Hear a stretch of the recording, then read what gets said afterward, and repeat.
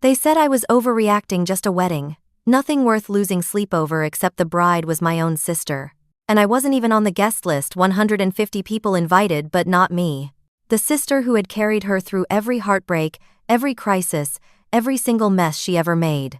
The truth that cut wasn't about a seat at a wedding, it was about being erased. Like, comment, and subscribe if you haven't yet. Let's get into it. I was the middle Harlow Madeline to the DMV Maddie. To everyone who wanted something from me, Emily came first, all bright teeth and bigger feelings. Jake came last. Me, I was the glue, not the ribbon, the strip you don't see holding the box together. Until someone pries it off and tosses it away. We grew up in a small Ohio town. Friday night football, Sunday potlucks. Dad worked long shifts at the plant. Mom, Diane, when she was mad. Mom, when she needed a favor, volunteered for everything and collected the credit. I inherited her knack for smoothing disasters, not her spotlight if something needed doing. It drifted to me when Emily lost her first job at 23. I showed up with boxes and takeout and sat on her floor until the city quieted. 2 months later, another layoff hit. I transferred half my savings to cover her rent.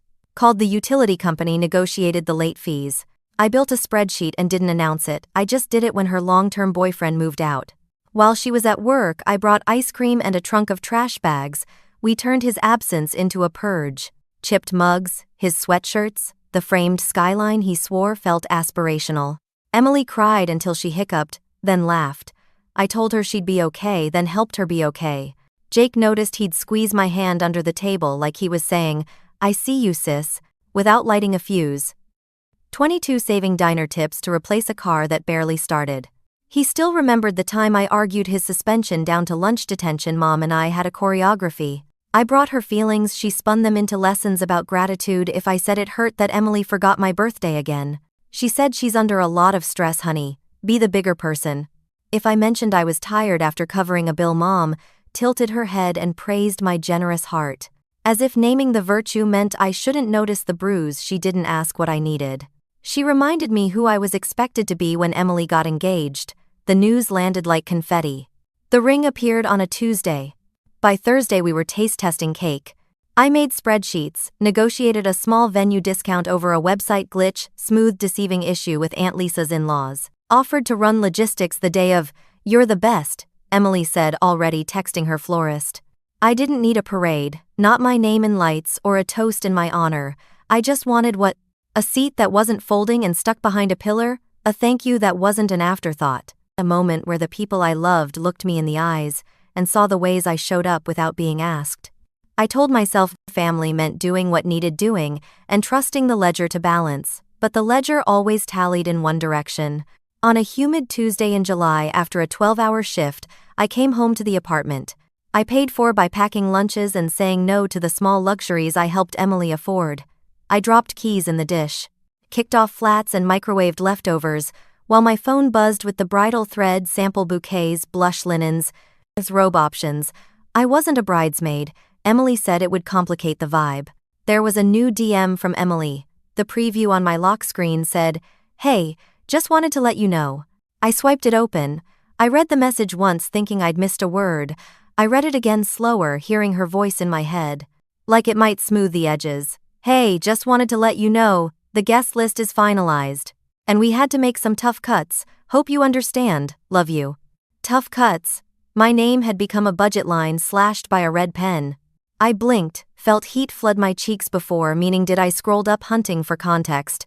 A mistake. Anything the planner screenshot in the group thread boasted a head count of 150. The venue capacity 150. My math worked, my place didn't.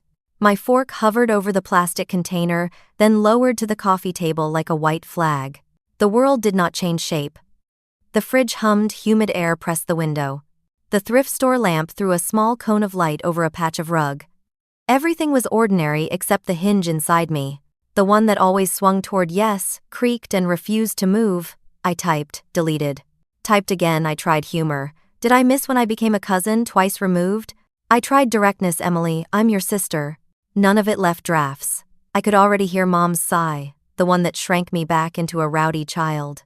"It's just a wedding, Maddie. Don't make this about you. Be gracious." Across town, Emily was probably circling menu choices with a glitter pen, telling herself the same story Mom fed us. "Maddie will understand, Maddie. always understands that was the role, that was the script. I was supposed to nod, swallow, and make the cut look intentional. The phone buzzed again, a cascade of hearts from the group, someone posting a video of the venue at sunset. I couldn't make my eyes land on the beauty. The DM still sat open, bright as a hazard sign, daring me to accept that love could cut you, and call it logistics. I stared until the words blurred, then I held the phone steadier. It didn't change. The message didn't grow kinder. The fifth time I read it, it didn't grow true. I set the phone face down and listened to my heartbeat climb into my throat like it wanted to speak for me. I flipped it over once more, as if the pixels might have rearranged while I blinked. They hadn't. The text remained small and surgical. I read it one more time, disbelieving tough cuts. I called Mom before I could talk myself down. The message from Emily still glowed on my screen like a bruise, and I needed someone, anyone, to tell me it was a mistake. Mom picked up on the second ring, her voice cheerful like she was decorating a cake. "Hey, sweetheart. What's up? I didn't bother with small talk, I just got a message from Emily. She says the guest list is finalized. I'm not on it." Silence just long enough to confirm what I already suspected. Then a sigh, soft and patronizing. "Oh honey, it's just a wedding, don't make a big deal out of this." I sat back, staring at the ceiling. Not a big deal, I'm her sister. How am I not invited to my own sister's wedding? Mom clicked her tongue, the same sound she used. When Jake tracked MUD into the house as a kid, they had to keep the list small. "It's nothing personal," I laughed. Sharp and humorless small mom. "She invited 150 people, I saw the Instagram post." Another pause, then a forced chuckle. "Well, weddings are expensive. Maybe she thought you wouldn't mind skipping this one." "Wouldn't mind?" The words rattled through me like loose nails in a can. I pressed the phone tighter to my ear. I covered half her rent when she lost her job. I helped her move twice. I picked her up when her car broke down at midnight. I was there through every breakup, every meltdown, and now I'm supposed to not mind being cut from her wedding. "Stop being dramatic," Mom said, a hint of irritation creeping in. "It's just one day, you're overreacting." My throat burned. I could already predict the cycle. I'd argue she'd minimize. Emily would eventually give me some half-hearted apology and I'd be expected to forgive because that's what I always did. That was my role, to bend until I disappeared, but not this time. The words I wanted to throw at Mom clotted in my throat, so I hung up. Instead I sat there, phone still warm in my hand. Replaying her voice in my head, "It's just a wedding," the same script over and over. My feelings were never valid. My absence was always assumed. I thought about all the years I'd carried Emily's burdens. I was 10 when she came home crying after middle school, and convinced her best friend had turned the whole class against her. I stayed up late with her, rehearsing what she'd say the next day. She walked into school with borrowed confidence. I went in, exhausted but proud. I was 16 when she dented Dad's car sneaking out. I lied, said I'd borrowed it without permission. I took the grounding and the endless chores. While she went to prom, I was 21 when her college roommate kicked her out. I drove 3 hours in the middle of finals week, hauled her boxes up 3 flights of stairs, and told her she deserved better. Always me. Always the fixer, the buffer, the shield Emily took and I gave because that's what sisters did. Or at least what I thought they were supposed to do, but the text on my phone told a different story. To her, I wasn't a sister. I was optional, expendable, forgettable. My chest felt hollow, like someone had scooped me out with a dull spoon. Hurt wasn't even the right word. It was erasure, as if I had never mattered. I could picture Emily at her vanity, curling her hair while her bridesmaids squealed about centerpieces. She probably hadn't even hesitated. When she cut my name from the list, she probably assumed I'd understand the way I always did, but staring at the glowing message, something inside me snapped.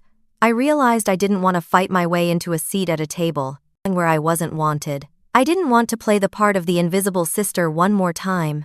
For the first time in my life, I didn't want to fix it. If they didn't want me at the wedding, then fine, I wouldn't be there. But I wasn't going to sit around in my apartment stewing while they played happy family without me. No, if I was being erased, then I would erase myself on my own terms. My laptop was still on the coffee table, a sliver of light glowing from its charging port. I pulled it toward me and opened the browser flight. Search bars blinked back at me, waiting. I wasn't sure yet where I was going, only that it had to be far away from Ohio, far away from the church, where Emily would be saying vows I wasn't deemed important enough to witness. I stared at the options: Miami, Cancun, Barbados. The cursor pulsed like a heartbeat, and that's when the thought rooted in me, steady and wild all at once. If Emily could celebrate her happiest day without me, then I would carve out a happiness of my own. Not as an afterthought, not as a filler, but as the main event. I clicked search flights, and for the first time in years I didn't feel small. I had a savings account tucked away for someday. A down payment on a house, maybe a rainy day fund, the kind of money you guard but never touch. But staring at the glow of my laptop screen that night, scrolling through destinations with turquoise water, and palm trees bending in the sun, I realized someday had arrived. Not in the way I planned but in the way I needed. I booked it in less than an hour. A 5-star Caribbean resort, ocean view suite, all-inclusive everything. Spa services, private beach access, infinity pool, the works. I didn't even flinch when I hit confirm purchase. For years I'd sacrificed what I wanted, so Emily or Mom could get what they wanted. This was my turn 2 weeks later. When Emily would be walking down the aisle, I'd be boarding a plane not as an escape, but as a declaration, a rebellion dressed in sunscreen and linen. The morning of the flight, I wheeled my suitcase through the terminal, heart pounding like I was sneaking out of my own life. My ticket was first class. Another indulgence I would have once called reckless, but today it felt like justice. When the attendant offered me champagne as I found my seat, I took it with both hands. The flute was cool against my fingers, bubbles catching the light like tiny fireworks.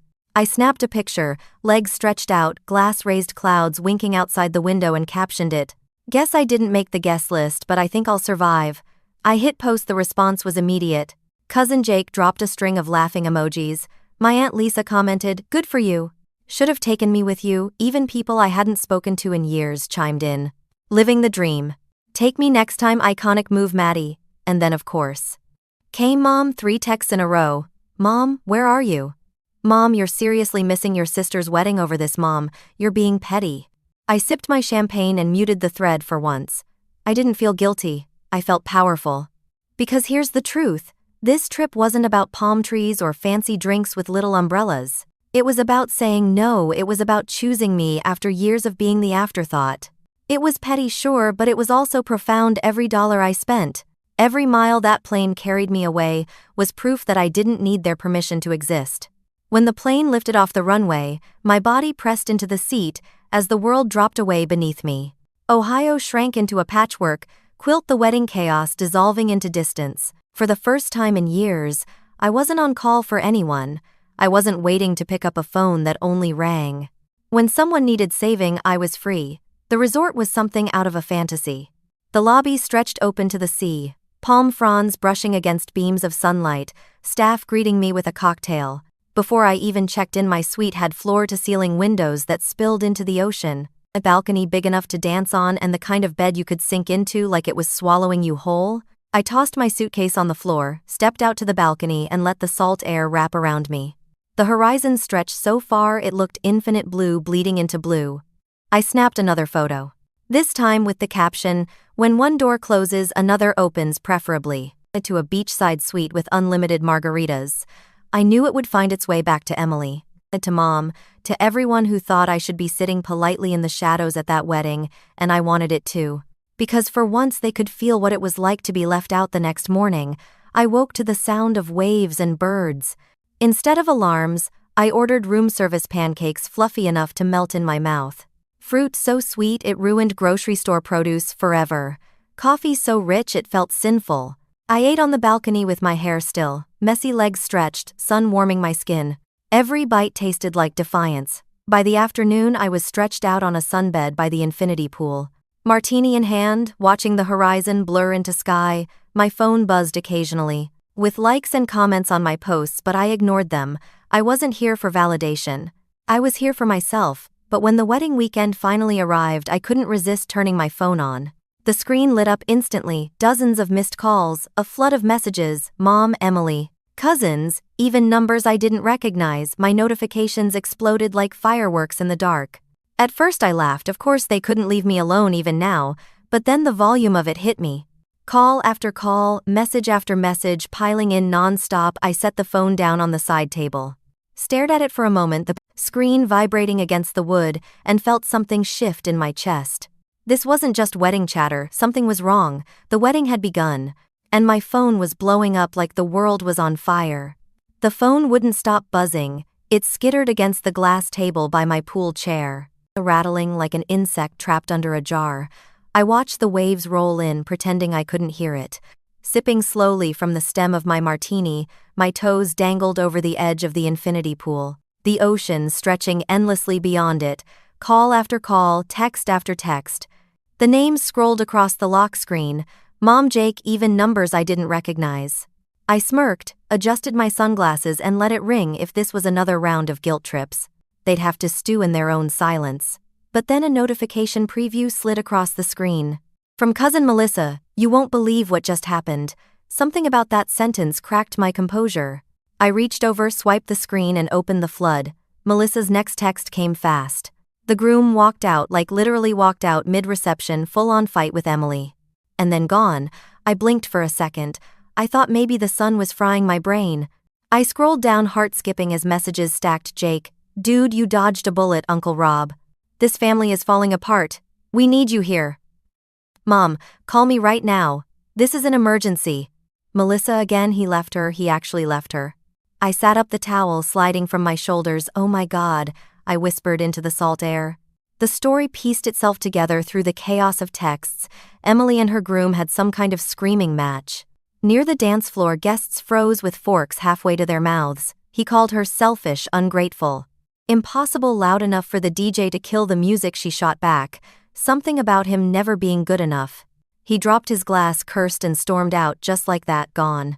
The reception collapsed in minutes. Uncle Rob and Dad started yelling over whose side of the family was ruining the Harlow reputation. Grandma burst into tears, convinced the entire thing was a sign from God. The venue, desperate to salvage order, shut down the bar early after some cousin tried to climb it for shots. It was carnage, and while the confetti of their perfect day turned to ashes, my phone filled with one panicked plea after another. "Maddie, please pick up. We need you here. You always know how to calm her down. Emily's hysterical. She won't listen to anyone. This family is in crisis. Come home now." I leaned back in the lounge chair, tilted my sunglasses down and let the grin spread across my face. The same family that had decided I wasn't important enough to sit in a folding chair at the ceremony now suddenly needed me to rescue their burning carnival of a wedding. The irony was so thick it was intoxicating. I scrolled until I hit the message from Mom. "This isn't the time for one of your moods your sister needs. You come home right now. Be mature about this." I laughed out loud, startling the couple in the next cabana. Mature. Mature was covering Emily's rent when she blew through her savings. Mature was lying to Dad so she wouldn't get grounded. Mature was cleaning up every mess she ever made, while Mom whispered that I should be the bigger person. They wanted the bigger person now.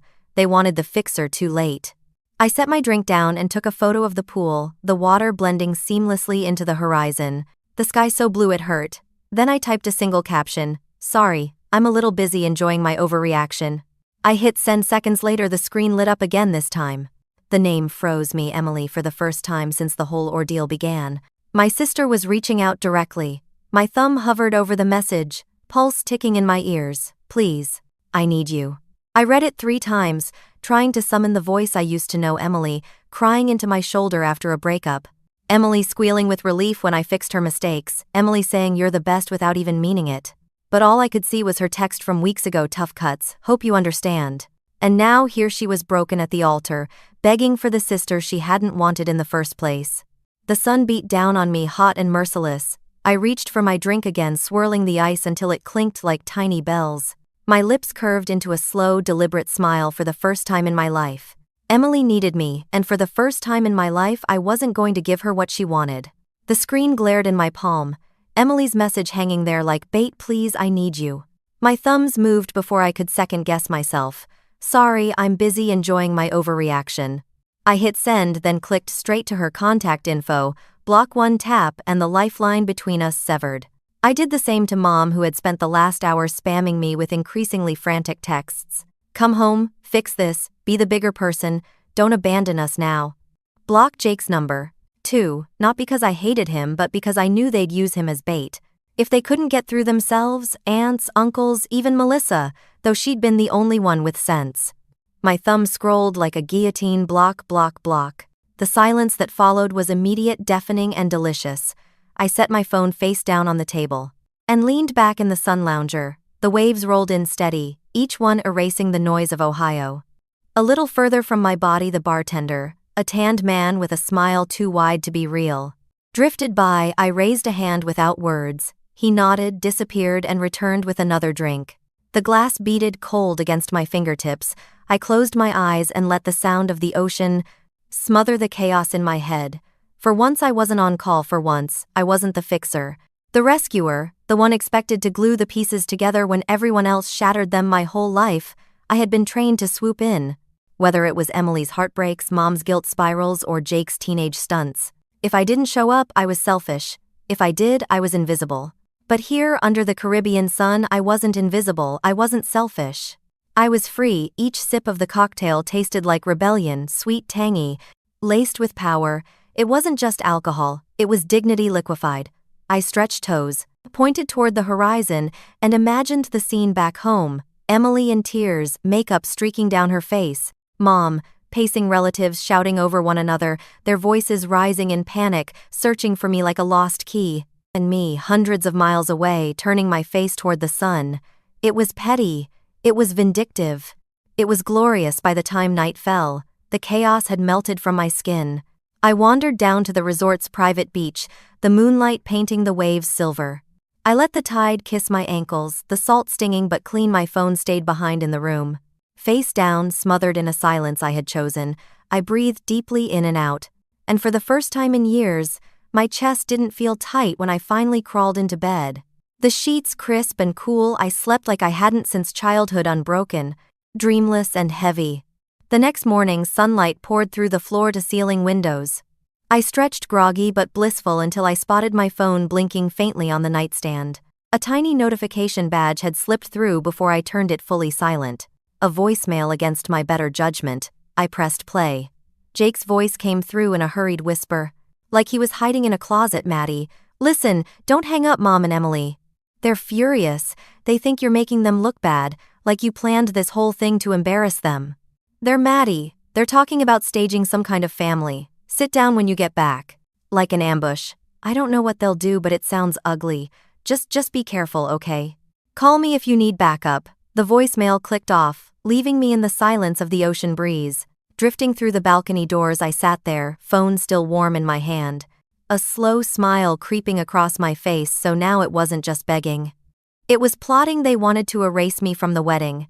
Now they wanted to erase my rebellion. Let them try, because I wasn't coming back as the girl they thought they could cut and control. I was coming back on my own terms if I decided to come back at all. I paced my sweet barefoot. The cool tile soothing against my skin as Jake's voicemail replayed in my head. An ambush, a family sit-down. The words tasted bitter and laughable at the same time. They hadn't wanted me at the wedding, but now they wanted to stage a tribunal. The moment I returned, I poured myself a glass of water, stared out over the balcony at the horizon, and dialed the only person in my family I still trusted to speak straight. Melissa. She answered on the first ring, her voice bubbling with the kind of energy that comes from witnessing dying. Chaos up close. Oh my God, Maddie, you actually picked up. I've been dying to talk to you. Are you sitting down? I'm standing, I said dryly, but a smile tugged at the corner of my mouth. What happened? Melissa let out a breathless laugh. Everything happened. You are not going to believe this. I leaned against the balcony door. Glass sweating in my hand. Try me. Her words came in a torrent after the groom stormed out. Emily had detonated, not just crying, a full-blown meltdown. She'd screamed, thrown a centerpiece across the room, hurled her bouquet at one of the bridesmaids' guests. Scattered like pigeons, the DJ tried to restart the music. But Emily shouted over it until the mic screeched. Then Grandma, God bless her blunt honesty, stood up in front of everyone and announced that the wedding was cursed because Emily had disrespected blood. By excluding me, she said, you were the family's protection. Melissa reported between gasps of laughter, like you're some kind of guardian angel, and Emily basically hexed herself. I laughed so hard I nearly dropped my glass. You're kidding, I swear on my life, Melissa said, and it didn't stop there.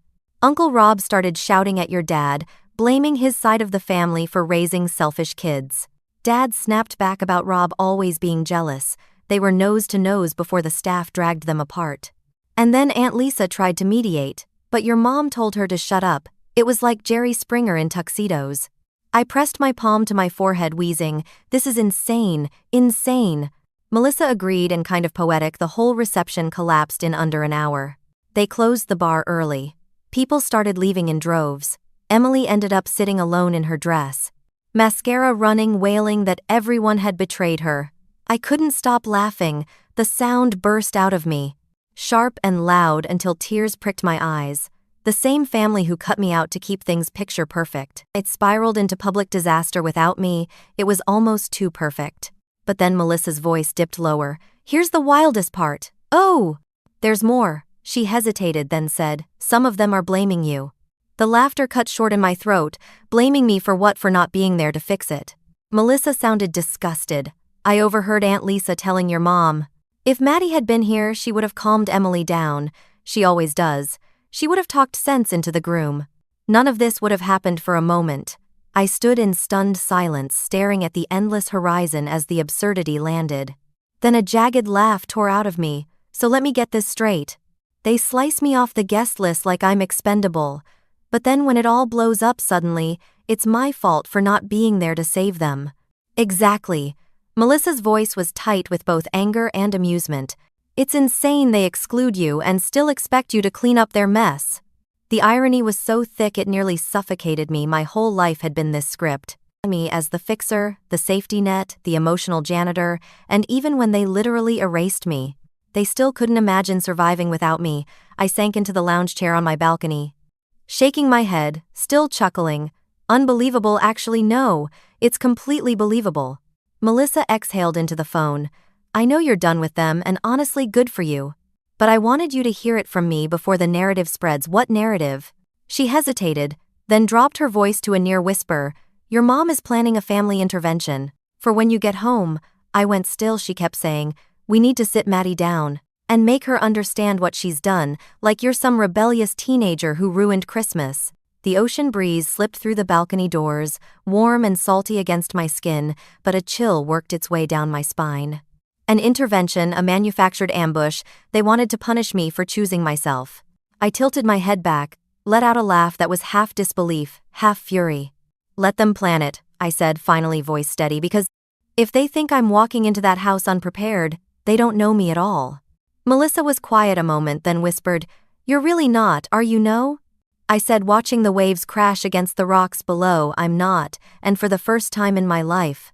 I didn't feel fear at the thought of standing alone against them. I felt ready. After Melissa's call, I sat on the edge of my bed staring at my laptop, the soft hum of the ceiling fan, blending with the crash of waves outside. My return flight loomed in 2 days. And with it, the ambush waiting back home. Mom, Emily, the whole circus of relatives, itching to sit me down and correct me like I was a broken appliance.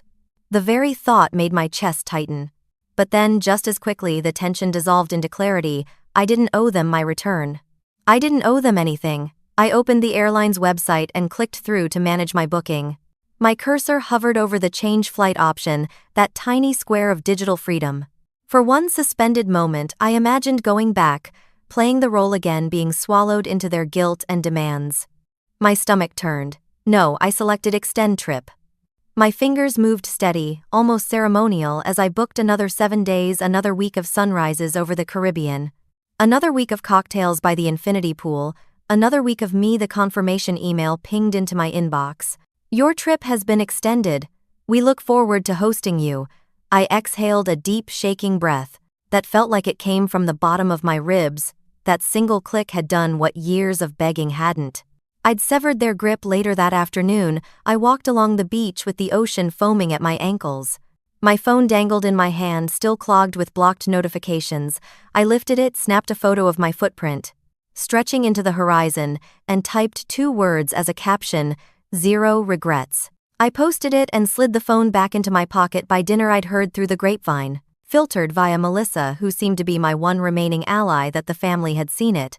Rage rippled through them like a brush fire. "They think you're mocking them," she texted me, Emily said. "You're cruel. Your mom said you've changed? Aunt Lisa said you're finally standing up for yourself." So, silver lining, I chuckled into my mojito. They were right, I had changed. Or maybe I just stopped pretending, because, here's the truth, I felt lighter. Every blocked call, every ignored text, every sip of rum on that balcony, stripped another weight from my shoulders. My worth didn't live in their approval, their conditional love, their endless demands. For years I had been the invisible scaffolding, propping up their lives. Now I'd walked away. And the structure had collapsed under its own rot that wasn't my fault.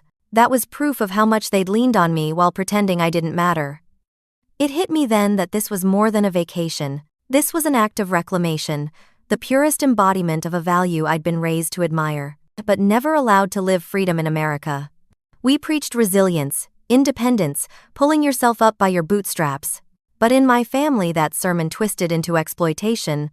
They celebrated freedom in theory, but expected my servitude. In practice I was supposed to sacrifice without complaint, forgive without limits, and smile while doing it. Not anymore. Now I was living that freedom for myself, choosing my path, my peace, my joy, not theirs.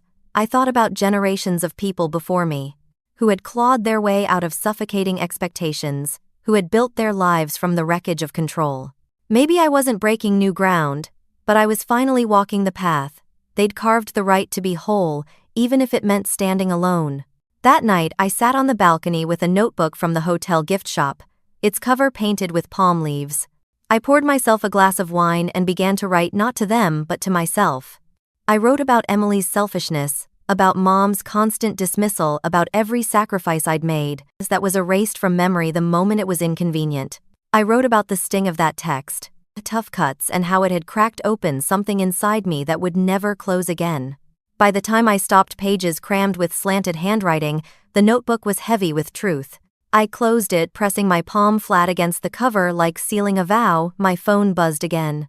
Another missed call that slipped through from a number I didn't recognize. I ignored it. Instead, I opened my notes app and began drafting something else. A single, final message, not a plea. Not an apology, not even an explanation, a declaration. I typed slowly and carefully, each word, like a stone laid in place. You wanted a wedding without me. Now you get a life without me. I am not your fixer. I am not your scapegoat. I am done. Have fun cleaning up your own messes. I stared at it, the black letters against the white screen burning into my mind. My thumb hovered over send, but I didn't press it. Not yet. I wanted them to stew in silence a little longer. For now. The draft sat there, glowing faintly, a match waiting to be struck, and on that balcony with the Caribbean night pressing warm around me, and the sea whispering below. I smiled to myself. The severing had begun. The only question left was whether I would finish it with a whisper or a blaze. The draft sat in my notes app for 2 days, simmering like an ember. I refused to snuff out every morning. I read it over fingers, hovering, wondering if I should press send. Every night I fell asleep with the phone face down, its glow seeping faintly through the glass, reminding me of the words waiting to be unleashed finally on my 6th morning in paradise. I decided enough was enough. I pulled the balcony curtains wide and let the sunrise blaze into my room, golden light pouring across the floorboards. The air smelled of salt and flowers. It felt like the world was daring me to stop hesitating. I opened the notes app one last time. My heart thudded, not with fear but with something sharper, anticipation.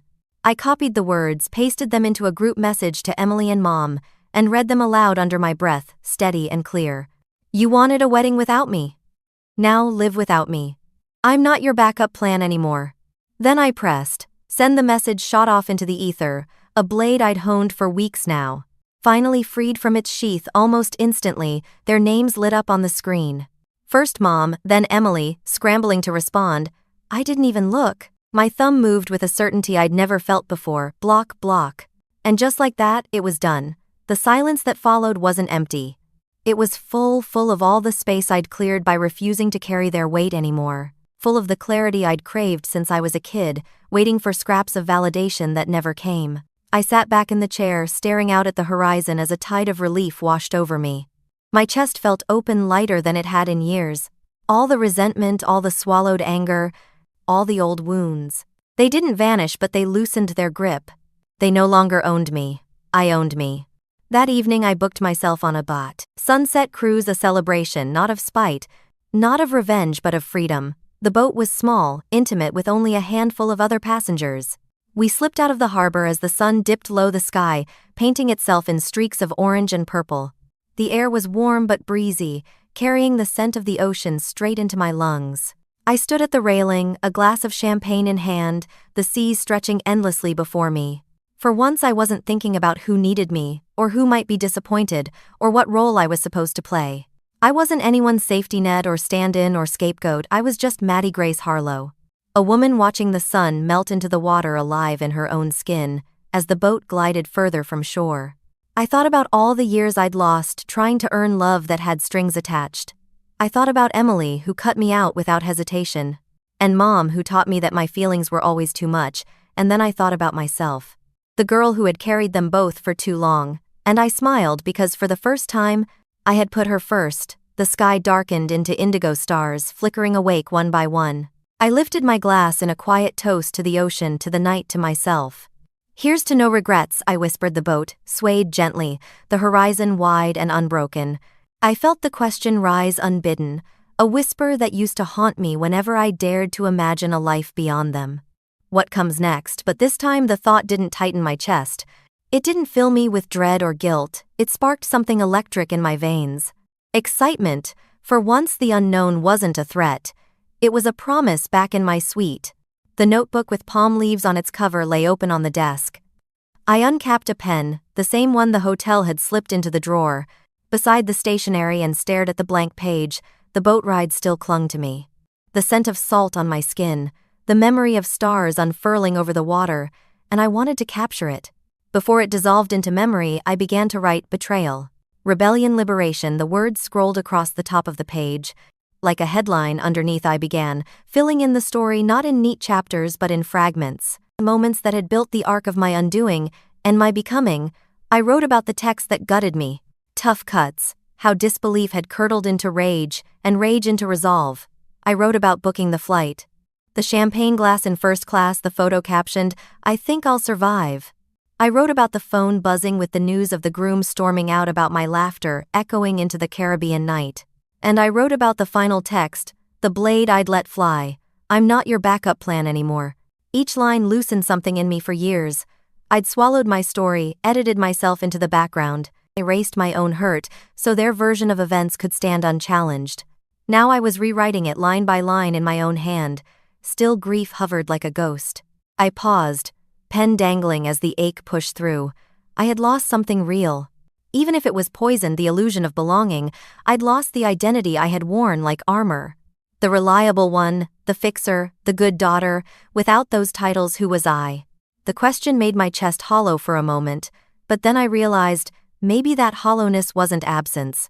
Maybe it was space to fill with something I chose. I started writing again. This time about the future career goals.